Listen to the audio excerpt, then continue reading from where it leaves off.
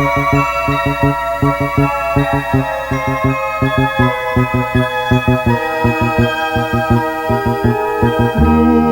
très grande la porte de ton cœur et laisse entrer la parole. Ouvre très grande la porte de ton cœur et laisse entrer la parole.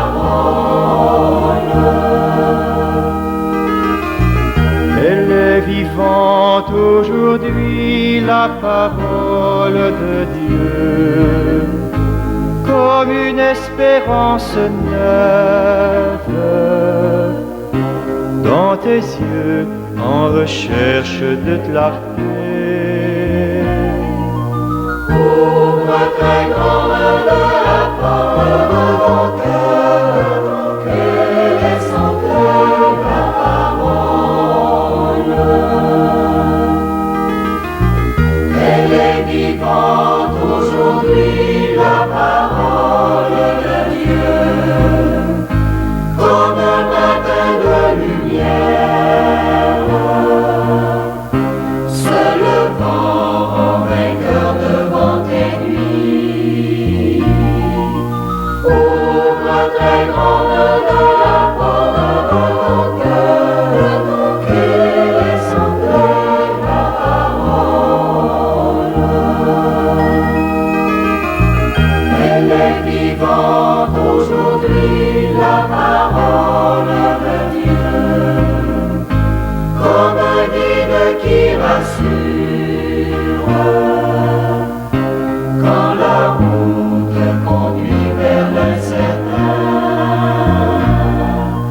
Ouvre très grande la porte de ton cœur et laisse entrer la parole.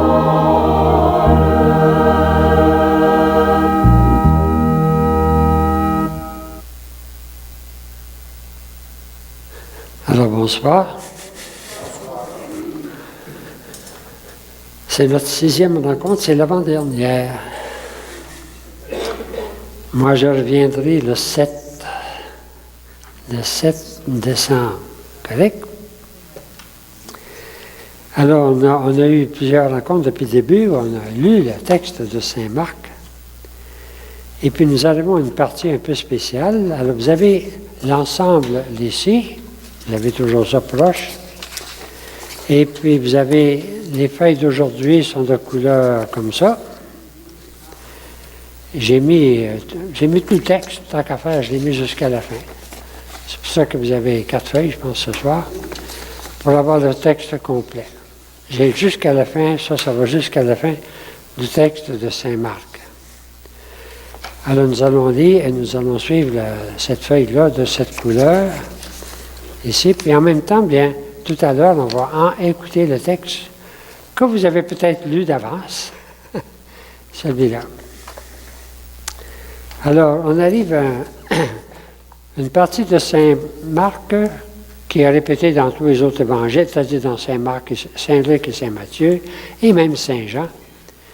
Alors, parce qu'ils ont, évidemment, Saint Marc a donné un peu comme le premier qui a recueilli, mais c'était l'enseignement des disciples. C'était l'enseignement de Saint Pierre, c'était l'enseignement des premiers chrétiens, des premiers apôtres aux premiers chrétiens. Alors, cet enseignement a bien été donné, été cueilli pour la première fois par Saint Marc. Alors là, Jésus arrive à Jérusalem, et tout va se passer à Jérusalem, évidemment jusqu'à la fin. Alors, dans Saint Marc, Luc et Matthieu, ils montent seulement une fois à Jérusalem. Il n'y a que Saint Jean qui nous dit qu'il est monté 3 ou 4 fois. Alors, je vous ai mis une carte de Jérusalem, puis vous avez ici, à l'envers de la page 23, une carte. On a suivi beaucoup les lieux avec Saint Marc. Alors, parce que moi, j'aime beaucoup regarder les lieux. Vous avez une ville de Jérusalem, vous l'avez sur la... Vous ne la voyez pas? Oui? Oui. Vous voyez où se trouve le temple? Dans l'ensemble de la ville de Jérusalem, au temps de Jésus. Bon, la ville était pas mal une ville à moitié païenne, c'est-à-dire grecque. Il y a toutes sortes d'endroits de jeux, tout ça. Mais Jésus va toujours au temple, excepté pour mourir. Alors, c'est toujours au temple qu'il va être. Il entre à Jérusalem, puis il s'en va directement au temple. Pourquoi? Parce qu'au-delà du temple, si vous regardez au loin, là, c'est pas très visible, mais c'est le mont des Oliviers, la montagne. Alors donc, il est souvent descendu en bas du mont des Oliviers. Jésus à Jérusalem et au temple. J'avais une autre carte ici, mais je pense que je l'ai perdue de vue, là. Bon, vous l'avez ici. Vous l'avez sur votre feuille, hein? Correct? Juste regarder parce que il faut identifier sur votre carte que vous avez à la page 24, Béthanie. Il faut trouver Béthanie. Si vous ne trouvez pas Béthanie, vous n'irez pas loin à Jérusalem. Voyez-vous Béthanie? Et puis, entre Béthanie et Jérusalem, vous avez le mont des Oliviers. Ce n'est pas très, très visible sur la carte, mais c'est une montagne quand même, un peu comme le mont Saint-Bruno. Je ne sais pas trop, c'est pas une grosse montagne, mais c'est quand même, il faut la monter et la descendre. Quand on la descend de l'autre côté, quand on arrive presque en haut, ça s'appelle Bethphagée. Avez-vous... Alors, Bethphagée, c'est presque sur le haut, puis ensuite, ça descend. Bon, les routes que là, je ne sais pas si c'est les routes du temps de Jésus, là, pas tout à fait, mais ça descend vers le temple. Et là, on a une belle vue. Moi, j'ai une belle carte, un beau paysage dans mon bureau, un portrait de la ville telle qu'on la voit aujourd'hui. Alors, quand on est du haut du mont des Oliviers, on voit la ville de Jérusalem. Et c'est là qu'on lisait dans Saint-Luc, je pense que c'est la semaine dernière, Jésus, en arrivant là, il s'est mis à pleurer. Hein, il s'est mis à pleurer. C'est pas dans Saint-Marc, c'est dans Saint-Luc. Mais il s'est mis à pleurer sur sa ville, là. Et c'est pour ça qu'un petit lieu de prière, une petite chapelle, là, qui s'appelle Dominus Flevit. Le Seigneur a pleuré. C'est un très bel endroit dans la descente, là. Et puis, moi, j'ai eu la chance d'aller souvent là, parce que nous autres, on était juste en bas, pas loin, quand j'avais du temps. C'est le plus bel endroit pour aller s'asseoir tranquille, pour voir la ville de Jérusalem. Et puis, une belle petite chapelle, là, on a dit la messe, nous autres, à un moment-là. Et puis, il y a une poule qui se promène tout le temps, là. C'est allusion à un autre texte, je pense que c'est dans peut-être Saint-Jean, ça. Hein, si j'avais pu, comme une poule, tu sais, prendre ses petits. Alors, c'est une allusion. Je n'ai pas vu la poule, mais en tout cas, il paraît. Bon. Alors, sur le mont des Oliviers, il y a plusieurs. C'est une grande descente. Et il y a plusieurs lieux de culte. Hein? Alors, dès le haut, il y a un monastère de religieuses, d'ailleurs. Et tout de suite après, il y a les ruines d'une basilique qui était bâtie par Sainte Hélène, la mère de l'empereur Constantin. Une fois qu'il s'est converti, elle est allée partout pour aller bâtir des basiliques. À Jérusalem, celle qui a parmi la première bâtie, la première basilique la grande basilique on peut dire, de la résurrection, tu sais, et de la mort. Et elle a bâti une basilique aussi au haut du mont. C'est un des ruines aujourd'hui. Mais il y a aussi un endroit, je pense que c'est le même endroit, où il y a tout le Notre Père est écrit sur des murs, en toutes les langues du monde. C'est assez intéressant. Ça, on est dans le haut. Puis on descend, puis là, on trouve le bel endroit où il s'appelle Dominus Flevit. Et puis, si vous continuez à descendre, bien, vous allez rencontrer un peu plus bas un autre monastère oui, c'est des moniales russes, je pense. On n'a pas beaucoup accès à ce monastère, bien qu'il est beau. On a eu la chance d'y aller en intérieur, nous autres. À l'intérieur, le midi, il y avait juste le temps c'était ouvert à ce moment-là. Puis on a vu les marches, supposément, tu sais, qui permettaient de descendre, en tout cas. Et si vous allez vers le bas, bien là, vous avez d'autres endroits très spéciaux. Vous avez une grande église, très, très belle église, qu'on appelle des Nations. J'aurais pu vous apporter des photos de ça, mais l'église des Nations, c'est l'église de l'agonie de Jésus. Bien, alors, Donc, l'agonie de Jésus, c'est plutôt vers le bas. Et si vous continuez, bien, vous descendez dans le Cédron, puis vous arrivez au temple. Alors, c'est pour ça que vous allez voir Jésus de temps en temps qui se retire à Béthanie. Il traverse, ils avaient l'art de marcher, eux autres, en 1 heure et demie de marche, c'était la fin d'année. Le soir, souvent, ils se retiraient à Béthanie. Correct? Mais là, on va le voir arriver tout à coup, puis à Bethphagée, et là, dire aux disciples, allez en avant. Hein? Et là, il va faire des gestes de prophète. Alors, c'est ce qui fait que là, on va regarder, Jésus à Jérusalem et au temple, en 3 temps séparés. Correct? 3 moments séparés. Et puis, bien, vous avez le temple, j'ai mis une image du temple, vous l'avez ici un peu. On essaie de reconstituer le temple de ce temps-là. Hein? Il devait être à peu près comme ça.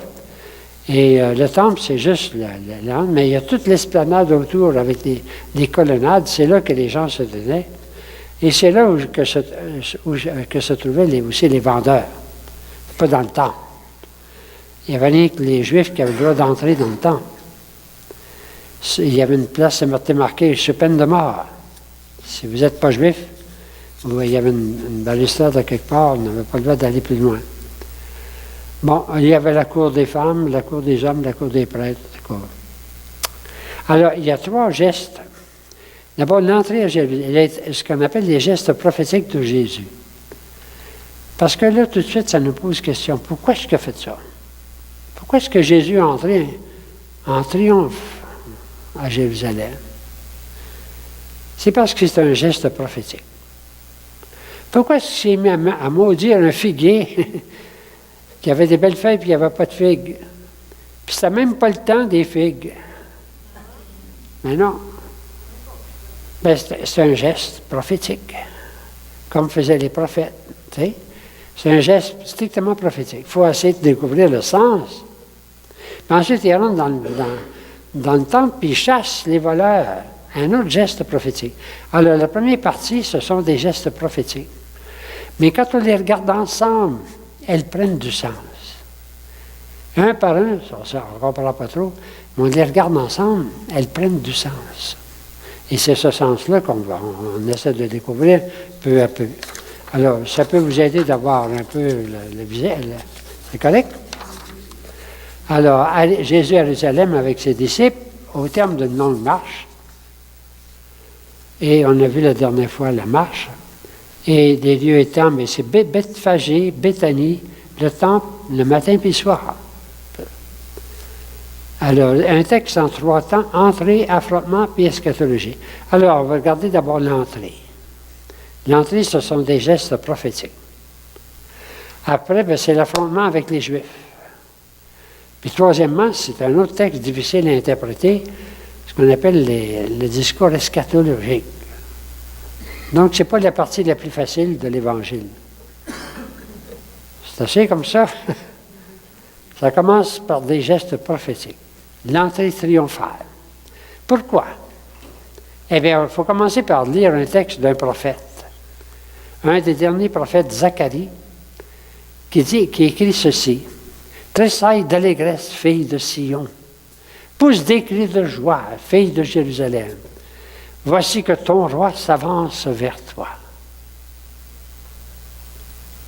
Il est juste et victorieux, humble, monté sur un âne, sur un ânon tout jeune. » Ah, ça éclaire tout de suite pourquoi Jésus, est-ce qu'il connaissait ce texte-là? Les gens connaissaient ce texte-là, je ne sais pas, mais de toute façon, pourquoi il demande tout à coup d'entrer? Bien, c'est parce qu'il va réaliser une prophétie. C'est le roi qui rentre, le roi Messie. Mais un roi Messie, pas à la manière des Juifs, mais un roi tout humble, assis sur un ânon. Alors, c'est un geste prophétique qui réfère au prophète. C'est celui qu'on attendait. Alors, il va le vivre, il va vivre cela. Mais il va le vivre comme un geste prophétique. C'est pas juste pour entrer, ou gloire, tout ça, la gloire, tout ça. C'est qu'il réalise un geste, une prophétie. Hein? Alors, je la répète, la prophétie, tressaille d'allégresse, fille de Sion. Fille de Sion, c'est Jérusalem, hein? C'est pas une fille en particulier, là. Pousse des cris de joie, fille de Jérusalem. Alors, c'est tout le peuple de Jérusalem. Voici que ton roi s'avance vers toi. Il est juste et victorieux, humble, monté sur un ânon tout jeune. Alors, qu'est-ce que Jésus dit? Alors, vous avez le texte à côté de vous en même temps, correct? À la page 20, on jette les yeux sur 2, 3 affaires en même temps. Ça va? Lorsqu'ils approchent de Jérusalem, près de Bethphagée et de Béthanie, vers le mont des Oliviers, Jésus envoie 2 de ses disciples et leur dit, allez au village qui est devant vous. Dès que vous y entrerez, vous trouverez un ânon attaché que personne n'a encore monté. Détachez-le, amenez-le. C'est tout Jésus. C'est Jésus qui réalise la prophétie. Il n'y a rien qui est laissé au hasard. On trouve, aujourd'hui, si vous avez passé à Bethphagée, il y a une pierre, puis il dit c'est la pierre que Jésus a utilisée pour monter sur l'âne. Mais ça, c'est pas tout à fait sûr. Correct? Alors, le Seigneur a besoin. Jésus, pour la première fois, va s'appeler le Seigneur. Vous direz, le Seigneur en a besoin. Et il leur envoie tout de suite. Alors, ils ont parti, ils ont trouvé l'âne comme l'âne. Puis ensuite, les gens lui disent, ce que vous faites là, bien, hein, ils ont dit ce que Jésus leur avait dit, ils l'amènent l'âne, et puis ils mettent leurs vêtements dessus, puis Jésus s'assoit dessus, et beaucoup de gens étendirent leurs vêtements sur la route, et ceux qui marchaient devant, ceux qui suivaient, criaient « Hosanna! Hein? Hosanna! Hosanna! Béni soit celui qui vient au nom du Seigneur. » On chante ça à chaque messe, au Sanctus. Hein? Saint, Saint, Saint le Seigneur, Dieu de l'univers, béni soit celui qui vient au nom du Seigneur, Hosanna au plus haut des cieux. On reprend l'acclamation, nous autres, dans chacune des messes, au Sanctus. Alors, c'est l'acclamation. Il entre dans le temple, il entre à Jérusalem, puis tout de suite, il est proche du temple. Vous avez vu le temple, c'est juste en bas, là. Oh. Alors là, il regarde, puis il voit le temple. Et après avoir tout regardé, il est sorti pour Béthanie avec les 12. Il retourne à Béthanie pour le soir. Mais il a regardé. Il va revenir. Comprenez? Il va revenir. Alors, parce qu'il a regardé tout autour.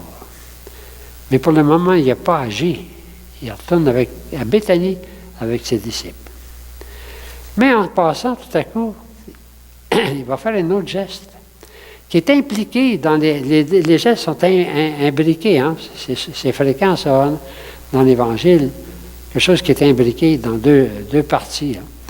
Alors, le figuier, il voit un figuier avec... je vous ai mis une image d'un figuier que j'ai trouvé. Moi, je ne sais pas si... J'ai jamais vu de figue, mais en tout cas, ça a l'air à ça. C'est ce qu'ils mettent sur l'Internet, en tout cas. Le lendemain, voyant un figuier, il ne trouva que des feuilles. Il a eu faim, puis il est allé vers le figuier, puis il a vu rien que des feuilles. Puis là, il a dit que jamais plus personne ne mange de tes fruits. Ce qui n'a aucun sens, excepté que c'est un signe prophétique. Bien, c'est ça. On va le découvrir tout de suite, parce qu'il va revenir, puis il va chasser les vendeurs du temple le lendemain. Entrant dans le temple, il se mit à chasser ceux qui vendaient. Il va dire une phrase encore là dans la Bible, « Ma maison sera appelée maison de prière pour toutes les nations. » Ah! Qu'est-ce qu'il s'en vient faire? Il ne s'en vient pas mettre les voleurs dehors, parce que ça ne convient pas, puis c'est pas ça du tout. Il s'en vient changer. Il s'en vient changer profondément la religion. Une religion qui ne porte pas de fruits. Ah! Voyez-vous pourquoi? Il a fait un geste. Une religion qui ne porte pas de fruits. Lui s'en vient changer toute cette religion, et le geste et la parole veut dire la même chose. Il chasse les vendeurs, c'est plus question d'offrir des bêtes. C'est lui qui va s'offrir. Et puis ma maison, ça va être une maison de prière. Pas toute. C'est universel. Il n'y aurait plus une barrière pour dire malheur à ceux qui entrent s'ils ne sont pas juifs. Alors, c'est tous des signes. On est dans un ensemble de gestes signifiants qui veut dire qu'il s'en vient modifier profondément tout ce qui se fait. Et le roi n'est pas celui qu'ils attendent. C'est un roi humble qui s'en vient donner sa vie.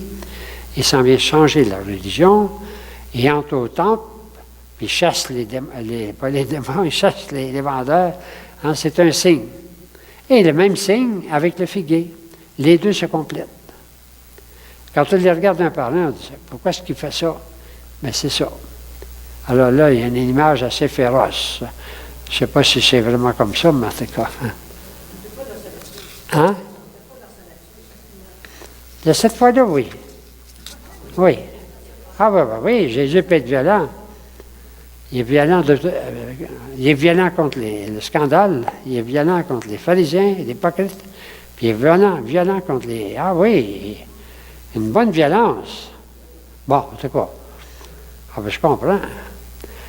Alors, tout à coup, il remonte, il retourne, puis tout à coup, le figuier est desséché, et c'est Pierre qui dit, regarde, hier, hein, le figuier que tu as maudit hier, il est tout sec. Ah, là, on vient de comprendre. Il faut avoir les deux parties. Le figuier qui a des feuilles, qui est maudit, puis tout à coup, le figuier qui est sec jusque dans ses racines. Alors, c'est l'image des Juifs, l'image de toute la religion qui s'en vient complètement transformée. Sans ça, on ne comprend pas. Vous comprenez un geste prophétique? C'est un geste qui surprend. Alors, Ézéchiel en a fait plusieurs. Il faisait un trou dans sa qu'est-ce que tu fais là? Ah, c'est des gestes prophétiques, c'est ça. C'est des gestes qui questionnent pour indiquer d'autres choses. Alors, c'est ce qu'a fait Jésus au début. Le figuier est devenu sec dans une nuit, hein, jusqu'aux racines. C'est la première partie des gestes prophétiques. L'entrée, le figuier, hein, et puis les vendeurs. Puis là, il y a deux textes, on se demande pourquoi est-ce qu'ils sont là. Moi, je peux dire, je l'explique à ma façon, là. Il nous indique deux choses de cette nouvelle religion qu'ils vont introduire. La prière. Hein? C'est là que Saint Marc introduit la phrase qu'on voit peut-être ailleurs dans Saint Luc. Vous direz à cette montagne, hein, va-t'en, puis si vous ne doutez pas, elle va le faire. C'est là que Saint Marc, la prière, la force de la prière. La nouvelle religion, tout ce qu'il introduit, tout ce que vous demanderez en priant, croyez que vous l'avez reçu, et cela vous sera accordé. Hein? Puis on a un peu une allusion au Notre Père, le pardon. Quand vous êtes en prière, si vous avez quelque chose contre quelqu'un, pardonnez. Et votre Père va vous pardonner. C'est Notre Père. C'est Notre Père. Ça va être la prière qu'il va enseigner à ses disciples. Alors, est-ce que ça va un petit peu plus clair? Tout ça veut dire, l'entrée à Jérusalem, c'est un geste prophétique. C'est le sens. Je l'ai mis un peu sur votre feuille ici. Alors, le temple des vendeurs chassés, c'est enclavé dans l'annonce et l'abolition. Bon, c'est toute l'abolition du culte juif, des sacrifices, et l'ouverture à une universalité d'une religion nouvelle basée sur la foi et le pardon, entre autres. Et là, on sent que tout cet ensemble, c'est Jésus qui l'a voulu. C'est lui qui envoie les gens en avant, c'est lui qui mène. C'est lui qui envoie les gens chercher un anon. Comment est-ce qu'ils pouvaient le savoir? C'est lui qui fait. Hein? C'est lui qui chasse les vendeurs. C'est lui qui maudit le figuier. Alors, c'est Jésus qui se fait prophète à ce moment-là. Est-ce que ça va? C'est la première partie de cette partie, hein, qu'on lit ce soir. La deuxième partie, bien là, on la connaît beaucoup par Saint Jean. Ce sont les affrontements. Parce que tout de suite, hein, les Juifs rebondissent, hein, et ils vont lui poser des pièges ou bien des questions. Hein. Il va répondre.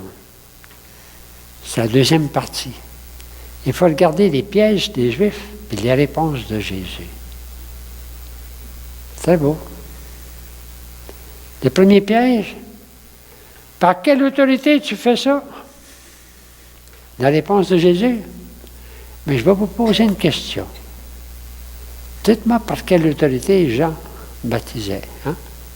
Est-ce que ça venait du ciel ou de la terre? Ils n'osent pas répondre. Parce qu'ils disent du ciel, ils vont dire pourquoi je n'y avais pas cru. C'est de la terre, tout le monde va dire contre ça. On ne sait pas. Alors, il bloque souvent, ça arrive souvent dans l'Évangile. Jésus, il est plus fin que tout le monde. Hein? Il bloque tout de suite. Par quelle autorité? Bien, je vais vous poser une question. On ne sait pas. Mais je ne vous dirai pas moi non plus. Parce que je ne suis pas capable de comprendre. Donc, il y a toujours les pièges des Juifs et les réponses de Jésus. Deuxième piège, c'est quoi? Faut-il payer l'impôt à César? Un autre piège. S'il dit oui, hein, il y a tous les Juifs contre lui. S'il dit non, il y a toute l'autorité contre lui. Ah, il est mal pris, hein? Qu'est-ce que Jésus fait? Montrez-moi donc l'argent que vous avez dans vos poches. Ils sont obligés de sortir une pièce d'argent. Je ne sais pas que ça avait de l'air dans ce temps-là. Il va dire, bien, c'est quoi ça? Ils sont obligés de dire, c'est César. C'est César, c'est l'image de César. Et Jésus va dire, rendez à César ce qui est à César. Et à Dieu ce qui est à Dieu.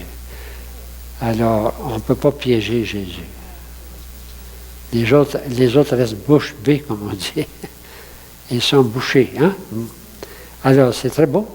Ça va? Troisième piège, c'est l'histoire d'idiotes qu'ils inventent pour montrer qu'il n'y a pas de résurrection. Ça, c'est comment est-ce qu'ils appellent? Les Sadducéens qui ne croient pas à la résurrection. Donc, ils inventent une image à partir du texte d'Ésaïe. Ésaïe dit, si un homme meurt sans enfant, eh bien, son frère devrait marier sa veuve pour lui donner des enfants, pour qu'il y ait une descendance. C'est pas mauvais, ça, dans le temps d'Ésaïe. C'est pour assurer, on pourrait dire, une certaine descendance, on pourrait dire. Mais eux autres, ils inventent une femme qui a 9 maris. Non, oui, c'est ça, hein? 7. 7, ça va faire. Mais quand même, pour essayer de prouver que ça n'a pas de bon sens, la résurrection, parce que de qui elle va être la femme quand il va en ressusciter. Et ça permet à Jésus de dire des choses très fortes. On l'a eu, ça fait pas longtemps. On a lu ces textes-là dans Saint-Luc, ça fait pas longtemps, hein? Alors, c'est pas c'est en parallèle.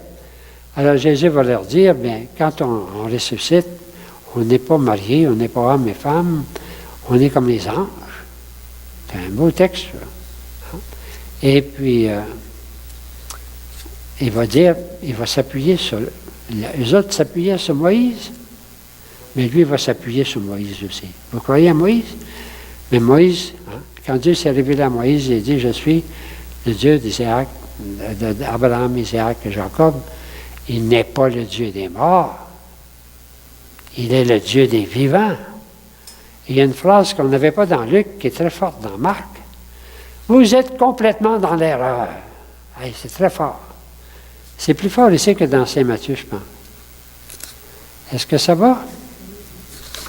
Bon, avec ça, on a fait un bon bout.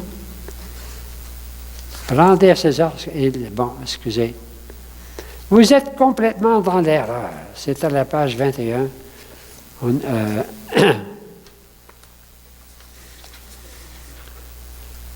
Bon, alors vous voyez, il lui tente des pièges, puis lui, il répond. Puis le quatrième piège, ce n'est pas vraiment un piège. C'est un lévite qui voit comment il répond bien à tout le monde, mais qui lui pose une question qui n'est pas mauvaise. Quel est le premier commandement? Ce n'est pas à la seule place, on voit ça dans l'Évangile, mais c'est ici que Saint Marc l'a dit. Alors, Jésus va le dire. Hein? Il va dire, quelle prière que vous faites le matin? Quand vous vous levez, vous dites, hein? Souviens-toi, hein? Souviens-toi. C'est la prière des Juifs. La prière des Juifs le matin. Alors, ta prière quotidienne. Il n'y a qu'un seul Dieu. Tu dois l'aimer de tout ton cœur, ton âme, ton esprit, de toute ta vie. Hein? Alors, il renvoie sa prière. Puis là, il y a un dialogue entre les Lévites. Ce dialogue-là n'est pas un peu négatif. Hein? Il n'est pas négatif, mais quand même, il est éclairant. Vous l'avez lu, hein? Vous avez tout lu ça, hein?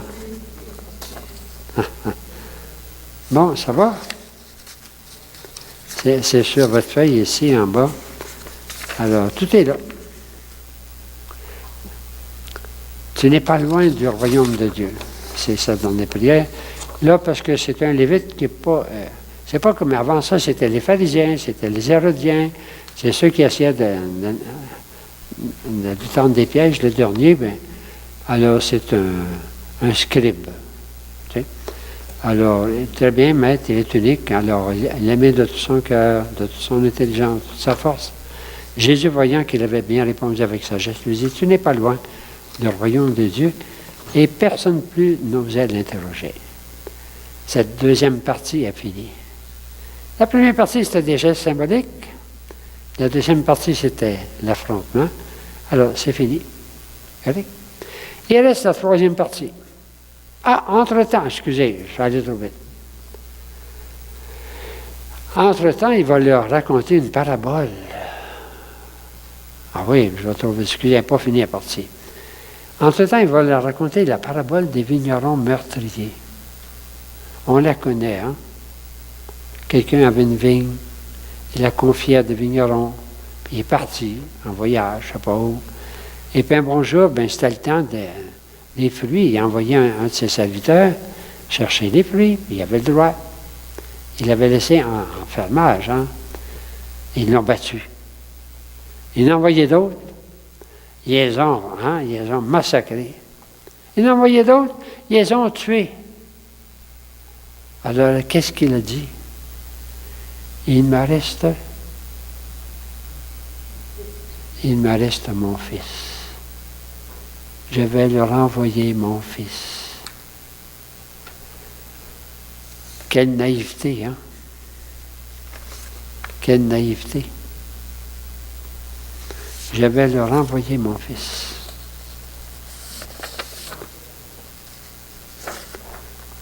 Alors, c'est à la page 21 en haut. Il l'a envoyé en dernier vers eux en disant, ils respecteront mon fils. Alors, qu'est-ce qu'ils font? Ils l'ont pris, puis ils l'ont tué, puis ils l'ont jeté en dehors. Encore là, c'est symbolique, en dehors de la vigne, en dehors de Jérusalem. Jésus va être crucifié en dehors de Jérusalem. C'est toute l'histoire de Jésus dans cette fête. Et les pharisiens puis les prêtres, ils avaient compris. Ils ont compris qu'il s'agissait d'eux autres. Il va donner sa vigne à d'autres. Voyez-vous, il s'en vient tout changer de la religion, puis il s'en vient d'une religion qui ne porte pas de fruits. Il va le donner à d'autres. On est dans ce contexte-là. Okay? Ils ont bien compris. Mais ils veulent le faire mourir. Parce qu'ils ont compris, ils vont le faire mourir. Ça va? Alors, je ne sais pas si ça vous aide à comprendre comment tout se relie là-dedans. Alors,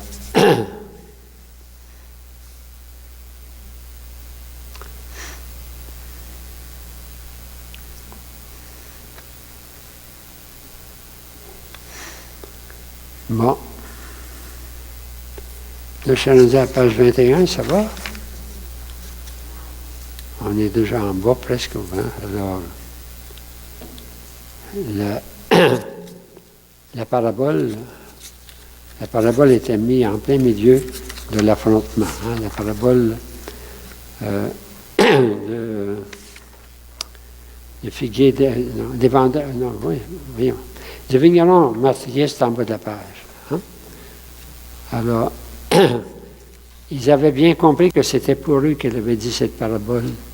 Et le laissant là, ils s'en allèrent. Bon. Donc, la parabole est en plein milieu de l'affrontement. Et maintenant, Jésus va passer un peu à l'attaque à sa façon. Prenez garde aux scribes. Prenez garde aux scribes. C'est en bas de la page 21. Prenez garde aux scribes qui tiennent à déambuler aux grandes robes de... Alors, eux qui dévorent les biens. Il y a un texte plus long que ça. Ici, j'ai mis Seulement le principal parce que j'arrivais moi aussi en bas de la page. Correct? Puis il va leur dire, regardez donc la pauvre veuve qui a donné rien que 2 petits oboles, qui a donné plus que vous, avec toutes vos richesses.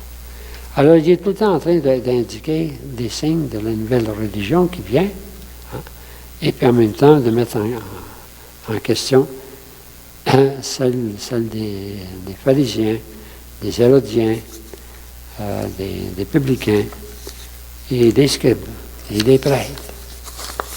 Voilà un peu comment on peut un peu commenter ça. Correct? Mais c'est pas fini. Troisième partie. Le discours eschatologique. C'est un discours qu'on a lu dans l'Évangile. Les derniers dimanches, c'est ça qu'on a, puis on va le relire encore au début de l'Avent. C'est les textes les plus difficiles à expliquer. Quand on essaie de les expliquer, alors Jésus va faire un grand discours ici, dans Saint-Marc, c'est le seul grand discours, on pourrait dire, qu'il fait, le discours eschatologique, qui comprend 3 choses. Hein? Alors, le temple sera détruit, les douleurs, le mot douleur est en plein centre, alors c'est la page 22, correct? Le commencement des douleurs. Et ensuite, les persécutions.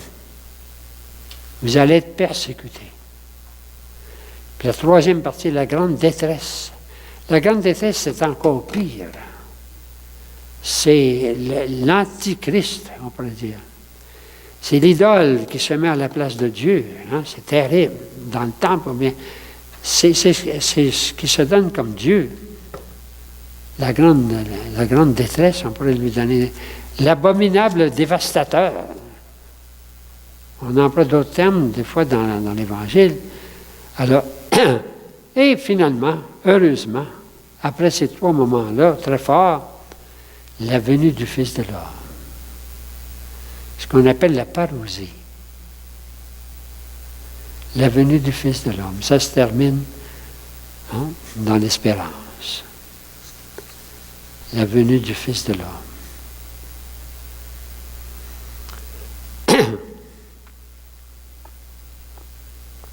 Et ça se termine par un mot. Veiller. C'est pas la première fois qu'on le voit, hein?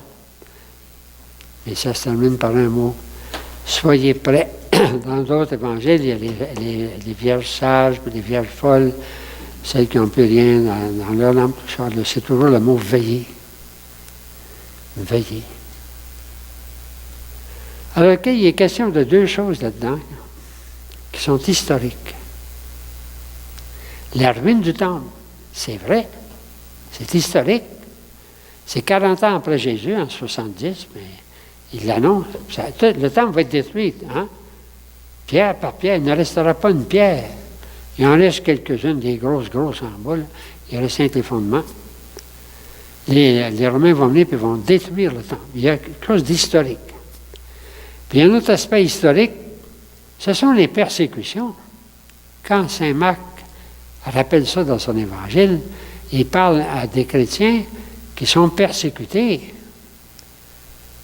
Et le fait de se dire chrétien à Rome, dans le temps de Néron, et après, c'est risquer sa vie. Puis c'est pas une farce, c'est vrai, hein? Alors c'est à eux autres qui vont dire, vous allez être persécutés. Il y a 2 aspects, on pourrait dire, historiques.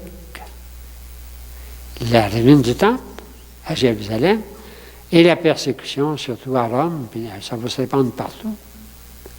Alors, mais enveloppé dans tout ça c'est enveloppé dans un langage, alors, comme on l'appelle ici, le langage eschatologique. Ça veut dire quoi? Eschaton, en grec, ça veut dire la fin. Il parle de la fin du monde. Il parle de la fin. D'une façon, encore là, tellement mystérieuse qu'on ne sait pas. La fin. Alors, il parle dans un langage biblique. Ici, j'ai marqué, c'est un langage biblique, correct? Un langage spécial, biblique, traditionnel, symbolique, qu'utilisaient les prophètes, surtout le prophète Daniel, puis même Isaïe. Il y avait un courant de langage eschatologique dans le monde, dans la Bible, parce que tout le monde se demandait comment ça allait finir. Eh bien, Jésus reprend ce langage-là. C'est un langage symbolique, comme l'Apocalypse. L'Apocalypse est un langage symbolique, eschatologique. Alors, l'Apocalypse se termine aussi en positif, mais entre-temps, il y a des bêtes de toutes sortes. Il y a toutes sortes d'affaires épouvantables. C'est un langage. Correct? Mais là, à travers ce langage-là, il y a un message clair. Je l'ai mis en quelques mots sur votre feuille. Cette feuille-là, page 23. Correct? Un langage clair. Un message, prenez garde. Ne soyez pas inquiets. Mes paroles ne passeront pas. Et puis veillez. Alors, quand vous avez lu ce texte-là, je ne sais pas si vous l'avez lu, c'est épouvantable. Si on se met il y a bien des gens qui disent, ça s'en vient, regardez. Moi, je connais des gens qui vivent ça actuellement. Pas ici, c'est à Drummondville. Ils pensent que la fin du monde s'en vient. Ils y croient sincèrement, parce qu'il y a toutes sortes de signes. Mais ça fait 2000 ans qu'on a des signes. Alors, donc, si on l'interprète comme ça, on n'est pas plus avancé. Alors, comme il dit à ça, seule personne ne le sait. Hein? Les ciels et la terre passeront, c'est en bas de la page 22. Mes paroles ne passeront pas, l'avant-dernier texte. Mais ce jour ou cette heure, nul ne les connaît, ni les anges du ciel, ni le Fils. Personne sinon le Père. Ni le Fils. Parce que le Fils n'a pas d'affaire à le dire. Il ne s'agit pas de savoir s'il sait ou je ne sais pas, mais il s'agit de savoir. Il n'y a rien que le Père. Alors, si vous trouvez des gens qui sont énervés, bien, faites-leur lire ce texte-là. Correct? Le texte à la fin. Ça termine quand même par veiller. Alors, c'est pas si mal. Bon, veillez. Ça va? Alors, il y a la grande détresse, le commencement des douleurs, si vous regardez ça, c'est terrible.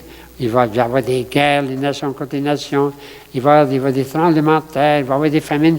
Le ciel, les étoiles vont tomber sur terre. C'est un langage. Et ensuite, on vous livrera aux tribunaux, aux synagogues, vous serez... Bien, ça, c'est vrai. Vous serez roué de coups, vous comparaîtrez devant les gouverneurs à cause des rois, à cause de moi. Alors, ça, c'est vrai. J'ai dit qu'il y avait deux choses vraies. Les persécutions vraies et la destruction du temple, comme un signe. Le reste, on entre dans un langage. C'est clair qu'il y a toutes sortes d'affaires. On n'a pas fini, on n'en est pas sorti. Mais il faut d'abord que l'Évangile soit proclamé à toutes les nations. S'il faut attendre ça, on va attendre longtemps. Mais quand on vous le livrera, alors donc, ne vous inquiétez pas. C'est l'Esprit Saint qui parlera en vous. Ça, c'est la première partie, le commencement des douleurs. Ensuite, la grande détresse est encore pris. Alors, il dit, priez pour que ça n'arrive pas en hiver. Malheureusement, les femmes enceintes, il y en a qui ont sorti ça, puis, comme si les femmes enceintes étaient maudites. Ben non, c'est parce qu'ils vont avoir de la misère à marcher. Alors, c'est juste pour dire, en hiver. Alors, bon.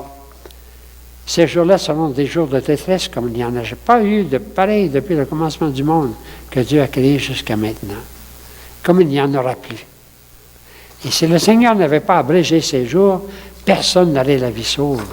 Mais à cause des élus qu'il a choisis, il a abrégé ces jours. Alors si quelqu'un dit, voici le Messie, il est là, voici il est là, le Messie, ne le croyez pas. De faux messies, de faux prophètes se lèveront et feront des signes et des prodiges pour égarer, si possible, même des élus. Si vous n'avez pas vu ça, c'est vrai. Des faux prophètes qui ont égaré même des élus, si possible. Vous donc, prenez garde, je vous en ai prévenu. Alors, prenez garde. Alors, le soleil va s'obscurcir, la ligne bleue, il n'y aura plus, les étoiles vont tomber du ciel, les puissances. Alors on verra le Fils de l'homme venir, entouré de nuées, dans la plénitude de la puissance et dans la gloire. Alors il enverra les anges et des 4 vents de l'extrémité de la terre à l'extrémité du ciel, et il rassemblera ses élus.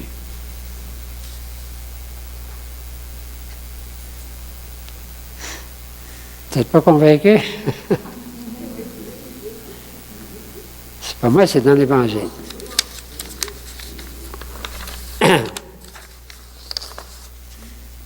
Ben, je vous invite à l'écouter. Hein?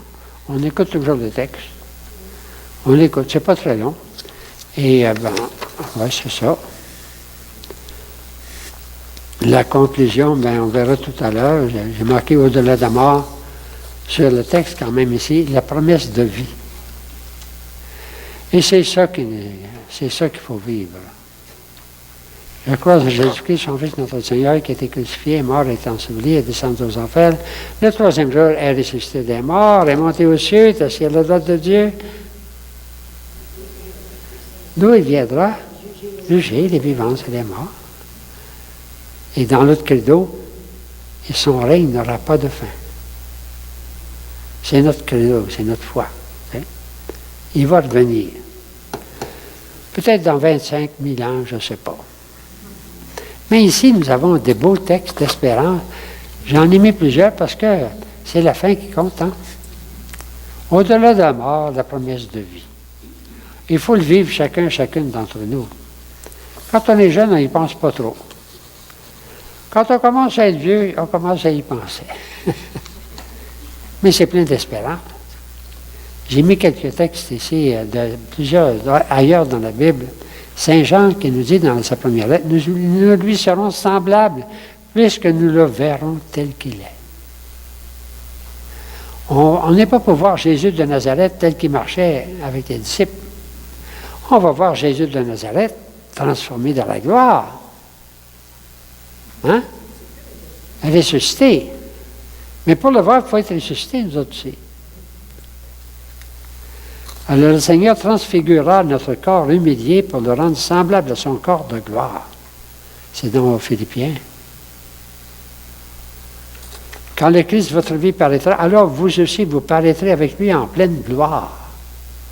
On va participer à la gloire de Jésus. Il y a beaucoup d'autres textes. J'en ai mis quelques-unes là pour dire, c'est ça qui nous fait vivre. Hein? Père, je veux que là où je suis, ceux que tu m'as donnés soient eux aussi avec moi.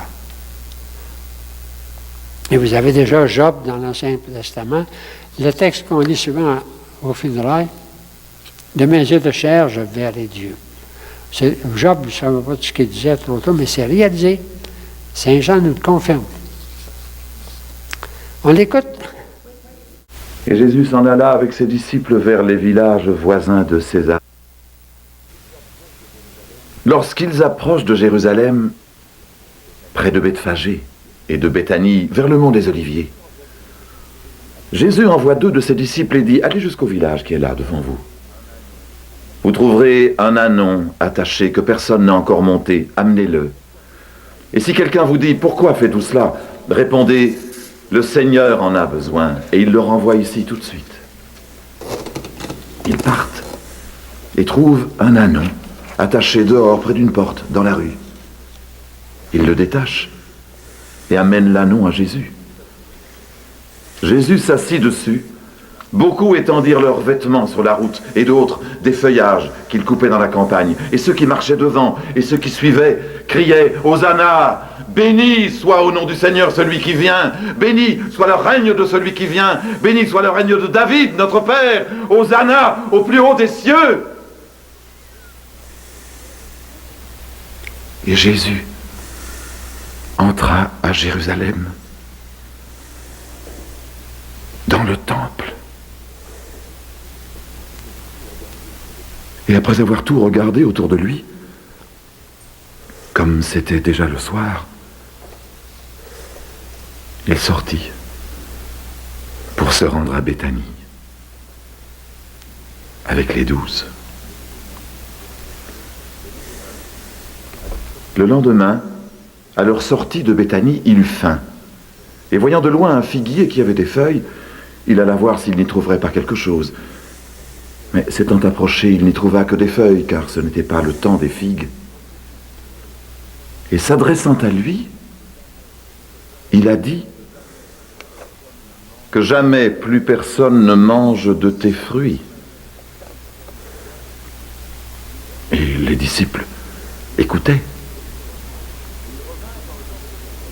Et ils revinrent dans le temple de Jérusalem.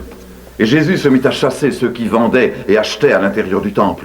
Il renversa les tables des changeurs et les sièges des marchands de colombes. Et il ne laissait plus personne traverser le temple en portant quoi que ce soit. Et il enseignait, il parlait, il leur disait, « N'est-il pas écrit, ma maison sera appelée pour toutes les nations maison de prière. Mais vous, vous en avez fait une caverne de bandits !» Quand les grands prêtres et les scribes l'apprirent, ils se demandèrent comment le faire périr. Car la foule était frappée de son enseignement et les prêtres le redoutaient. Le soir venu, Jésus et ses disciples sortirent de la ville. En passant le matin, ils virent le figuier desséché jusqu'aux racines. Et Pierre, se rappelant, lui dit, « Rabbi, regarde, le figuier que tu as maudit, il est tout sec. » Et Jésus leur répond, « Ayez foi en Dieu. En vérité, je vous le déclare, si quelqu'un dit à cette montagne, « Ôte-toi de là et jette-toi dans la mer », s'il ne doute pas en son cœur, s'il croit que ce qu'il dit arrivera, cela lui sera accordé. C'est pourquoi je vous déclare, tout ce que vous demandez en priant, croyez que vous l'avez reçu, et cela vous sera accordé. Et quand vous êtes debout, en prière, si vous avez quelque chose contre quelqu'un, pardonnez, pour que votre Père qui est aux cieux vous pardonne aussi vos fautes. Ils reviennent à Jérusalem. Et alors que Jésus allait et venait dans le temple, les grands prêtres, les scribes et les anciens s'approchent de lui et lui disent, « En vertu de quelle autorité fais-tu cela? Qui t'a donné autorité pour le faire ?» Et Jésus leur dit, « Je vais vous poser une seule question, répondez-moi, et je vous dirai en vertu de quelle autorité je fais cela. Le baptême de Jean, venait-il du ciel ou des hommes? Répondez !» Et ils raisonnaient ainsi entre eux. Si nous disons du ciel, il dira, pourquoi donc n'avez-vous pas cru en lui? Allons-nous dire au contraire des hommes? Ils redoutaient la foule, car la foule pensait que Jean était réellement un prophète. Alors ils répondent à Jésus, nous ne savons pas. Et Jésus leur dit, moi non plus je ne vous dirai pas en vertu de quelle autorité je fais cela. Et il se mit à leur parler en parabole. Un homme a planté une vigne. Il l'a entourée d'une clôture, il a creusé une cuve, il a bâti une tour, et puis il l'a donnée en fermage au vigneron, et il est parti. Le moment venu, il a envoyé un serviteur au vigneron pour recevoir d'eux sa part des fruits de la vigne. Les vignerons l'ont saisi, roué de coups, et renvoyé les mains vides. Il leur a envoyé encore un autre serviteur. Celui-là aussi, ils l'ont frappé à la tête et insulté. Il en a envoyé un autre. Celui-là, ils l'ont tué. Et beaucoup d'autres. Ils ont roué de coups les uns et tué les autres. Il ne lui restait plus que son fils bien-aimé. Il l'a envoyé en dernier vers eux en se disant « Ils respecteront mon fils ». Mais ces vignerons se sont dit entre eux, c'est l'héritier, venez, tuons-le et nous aurons l'héritage. Ils l'ont saisi, tué et jeté hors de la vigne. Que fera le maître de la vigne? Il viendra. Il fera périr les vignerons, il confiera la vigne à d'autres. N'avez-vous pas lu ce passage de l'Écriture? La pierre qu'ont rejetée les bâtisseurs, c'est elle qui est devenue la pierre angulaire. C'est là l'œuvre du Seigneur. Quelle merveille à nos yeux! Les grands prêtres cherchaient à l'arrêter. Mais ils eurent peur de la foule. Ils avaient bien compris que c'était pour eux qu'il avait dit cette parabole. Mais le laissant, ils s'en allèrent. Et ils envoient auprès de Jésus quelques pharisiens et quelques hérodiens pour le prendre au piège. Et ils viennent lui dire, « Maître, nous savons que tu es franc et que tu ne te laisses influencer par qui que ce soit. Tu ne tiens pas compte de la condition des gens, mais tu enseignes les chemins de Dieu selon la vérité. Est-il permis, oui ou non, de payer le tribut à César? Devons-nous payer ou ne pas payer? » Mais lui, connaissant leur hypocrisie, leur dit, « Pourquoi cherchez-vous à me tendre un piège? Apportez-moi une pièce d'argent, que je vois. » Ils en apportèrent une, et Jésus leur dit, « Cette effigie, cette inscription, de qui sont-elles » Et ils lui répondirent, « De César. » Et Jésus leur dit, « Rendez à César ce qui est à César, et à Dieu ce qui est à Dieu. » Et il restait à son propos dans un grand étonnement. Des Sadducéens vinrent auprès de lui. Ces gens-là disent qu'il n'y a pas de résurrection, et ils lui posent cette question. « Maître, Moïse a écrit pour nous, si un homme a un frère qui meurt en laissant une femme mais sans laisser d'enfant, qu'il épouse la veuve et donne une descendance à son frère. Il y avait 7 frères. Le premier a pris femme et est mort sans laisser de descendance. Le second a épousé cette femme et il est mort sans laisser de descendance. Le troisième également. Et les 7 n'ont laissé aucune descendance. Après eux tous, la femme est morte aussi. À la résurrection, quand ils ressusciteront, duquel d'entre eux sera-t-elle la femme? Puisque les 7 l'ont eue pour femme.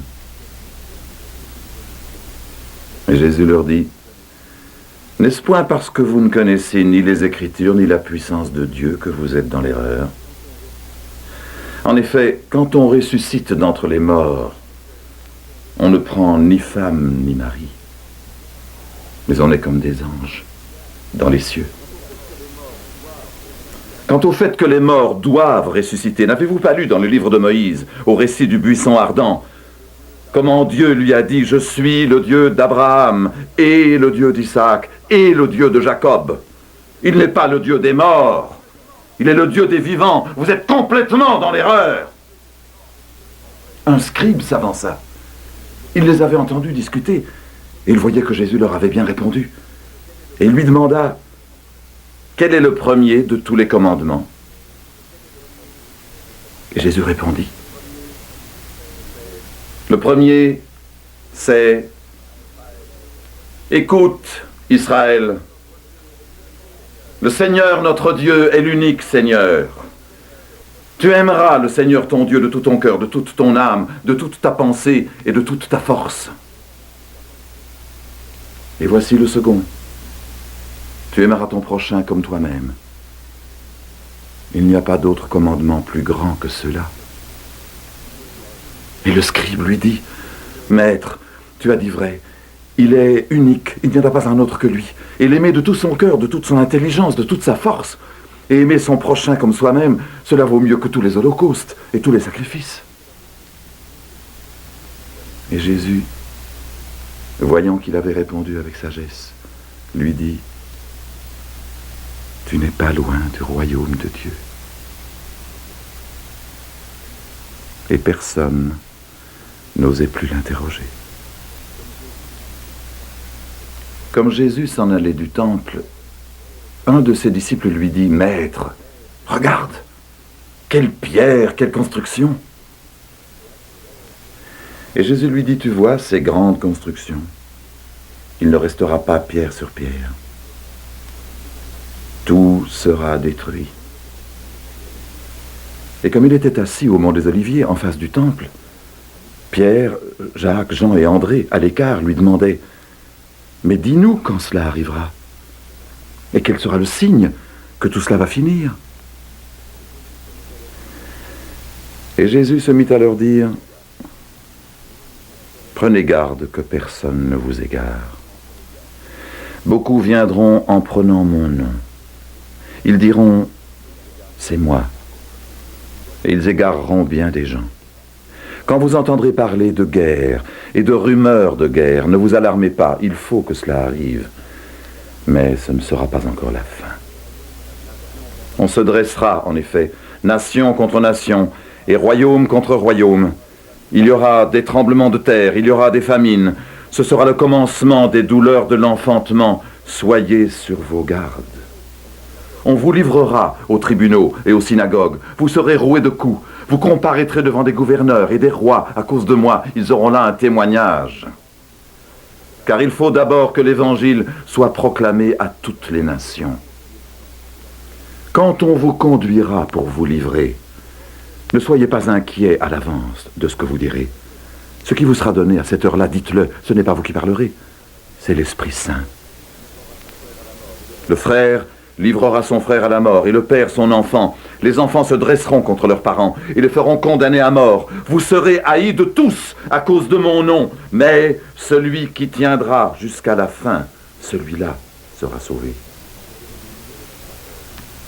Quand vous verrez l'odieux dévastateur installé là où il ne faut pas, que le lecteur comprenne. Alors, ceux qui seront en Judée, qu'ils fuient dans les montagnes. Celui qui sera sur la terrasse, qu'il ne descende pas, qu'il n'entre pas dans sa maison pour en emporter quelque chose. Celui qui sera au champ, qu'il ne retourne pas en arrière pour prendre son manteau. Malheureuses celles qui seront enceintes et celles qui allaiteront en ces jours-là. Priez pour que cela n'arrive pas en hiver, car ces jours-là seront des jours de détresse, comme il n'y en a pas eu de pareil depuis le commencement du monde que Dieu a créé jusqu'à maintenant, et comme il n'y en aura plus. Et si le Seigneur n'avait pas abrégé ces jours, personne n'aurait la vie sauve. Mais, à cause des élus qu'il a choisis, il a abrégé ces jours. Alors si quelqu'un vous dit « Vois, le Messie est ici, vois, il est là », ne le croyez pas. De faux Messies, de faux prophètes se lèveront et feront des signes et des prodiges pour égarer, si possible, même les élus. Vous donc, prenez garde. Je vous ai prévenu de tout. Mais en ces jours-là, après cette détresse, on verra le Fils de l'homme venir entouré de nuées dans la plénitude de la puissance et dans la gloire. Alors il enverra les anges, et des quatre vents, de l'extrémité de la terre à l'extrémité du ciel, il rassemblera ses élus. Le ciel et la terre passeront, mes paroles ne passeront pas. Mais ce jour ou cette heure, nul ne les connaît, ni les anges du ciel, ni le Fils, personne, sinon le Père.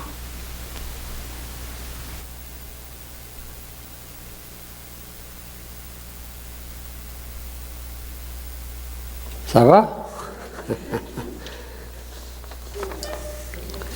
Je termine quand même ce qui est en bas de la feuille ici. Je vous avais dit que je vous avais donné tout le texte jusqu'à la fin. J'ai failli laisser faire, mais en tout cas, tant qu'à voir, on a le texte jusqu'à la fin. Et je vous invite à le feuilleter, au moins regarder au moins les titres. C'est un texte qu'on lit toutes les semaines saintes, à partir du dimanche des Rameaux, et puis une année, c'est année A, année B, année C. Le C, je pense, c'est Saint-Marc. Alors donc, cette année, c'est peut-être pas je ne sais pas si ça va être l'année C, là, je n'ai pas vérifié.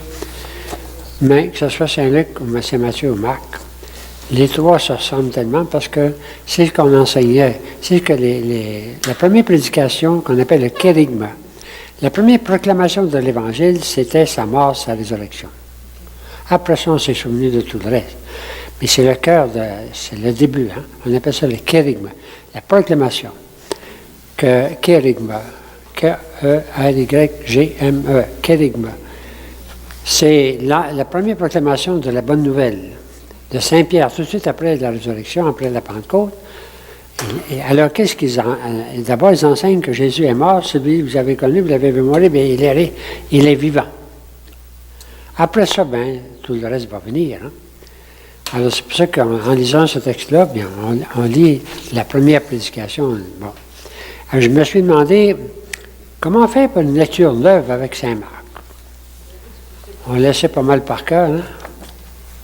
Comment faire une lecture neuve? Je n'ai pas de réponse, mais j'ai une suggestion.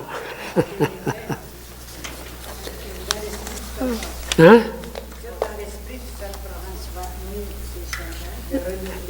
Oui.